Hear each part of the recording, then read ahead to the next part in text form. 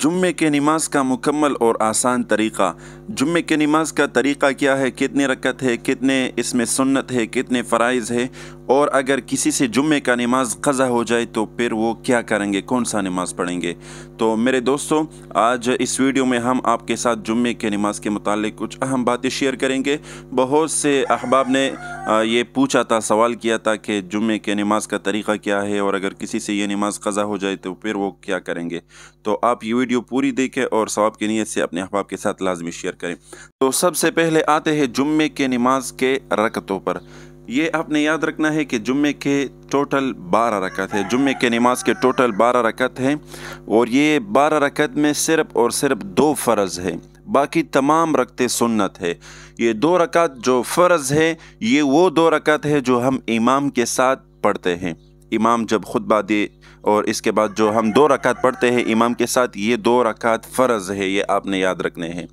और एक ख़ास बात आपने और भी याद रखना है कि जुम्मे के रकात में जो 12 रकात है, टोटल 12 रकातों में कोई भी खाली रकात नहीं है। यानी जो सुन्नत है बाकी 10 रकातें वो भी पुर है, उसमें आपने सूरत लाजमी पढ़नी है। और जो 2 रकात फ़र्ज़ है वो तो वैसे भी पुर है, जो इमाम साहब उसमें क़िरात करते हैं तो उसमें सूरत पढ़ते हैं। तो जुम्मे के टोटल 12 रकत हो गए। और 12 रकत कैसे कैसे पढ़नी है, तो 2 तो इमाम के साथ हम पढ़ते हैं, बाकी जो 10 रकत सुन्नत रह गए तो वो आपकी मर्ज़ी है। चाहे आप वो तमाम सुन्नत